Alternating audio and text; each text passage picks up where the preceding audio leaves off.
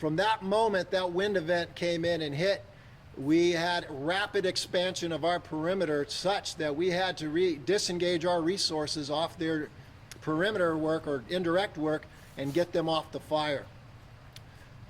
What occurred over the next 2 days was unprecedented. In this terrain, in this fuel type, to have a fire in 2 days go from 500 acres to 132,000 acres in that type of terrain, I can't even speak to the shock that I had, and I've been doing this for 40 years. So, as a result, fire movement into this area increased, but not just by that footprint. The winds at our ICP in the town of Gates, our incident command post, the residential power grid was getting whipped, and we had a tree go down and drop a power line right onto our ICP chain link perimeter fence around our whole area and set everything on fire in 360 degrees around that incident command post.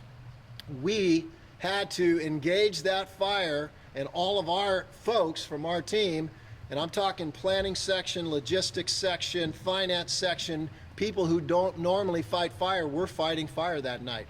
And we took us about an hour to get that fire under control. But in the meantime, numerous fires started all over the community of Gates and extending out along the Highway 22 corridor.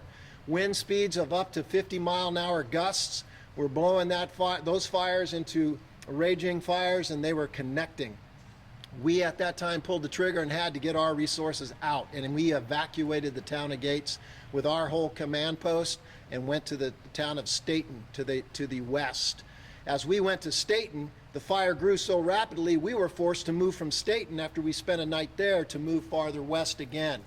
So a lot of our team members had personal loss on this fire. Lots of things in that command post got burned up, personal items, etc. Our team chose after a few days to stay engaged. They voted because we were asked if we were going to be mentally able to continue our operations, and the resiliency of our team was amazing, and they continued that operation. So we re-engaged on the next day, Wednesday, and fire was still moving on the perimeter to the west. We're now at about 150,000 acres. And our focus was getting people out of these communities and re-engaging with our local agencies, law enforcement, search and rescue, etc., and our municipalities, the state fire marshal's office. Everybody started getting engaged and cooperating together.